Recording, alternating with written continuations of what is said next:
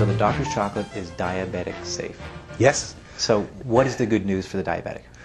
Well, you can eat delicious chocolate without ruining your score. That's got to be good news, right? Yeah. They have to be so careful, those guys. Right. Diabetes, you know, is like a sort of mini class on aging. You know, if you study what diabetes does, it's exactly what aging does. You really don't want to have this disease. You want to take care, and in fact, you want to head it off before you ever get it. So I would say, you know, bring up kids without sugar. Sugar overload is, without question, you know, too much carbohydrate, without question, the cause of diabetes, and why it's, you know, it's now reached epidemic proportions in the West is because we're stuffing carbohydrates. You know, your high fructose corn syrups and the burger buns and biscuits and pastas, everything we eat, all of these things have a very serious impact on your insulin metabolism. So I would say, you know, keep kids off sugar and carbohydrates, but give them chocolate.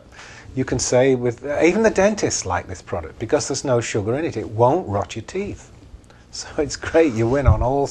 It's absolutely the doctor's dream, okay? It is a doctor's chocolate, and we haven't even hit on the main ingredient yet.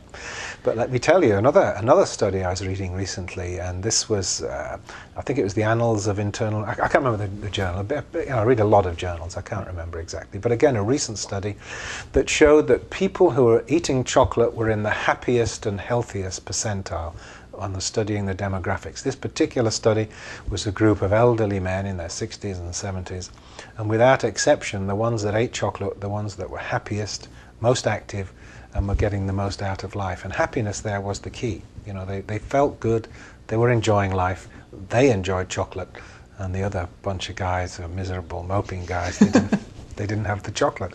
Serves them right.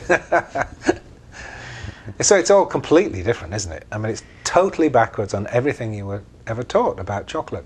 I can only tell you it's true, and I mean, there's scientific papers stacking up on my desk now this thick, right, showing where we're going with this, and mainstream medicine is now so fascinated because of its powerful impact on cancer and heart disease, of course. These are the two big killers. I mean, they're not trying to design a nice chocolate for the housewife. They're trying to save lives and trying to block heart disease and cancer.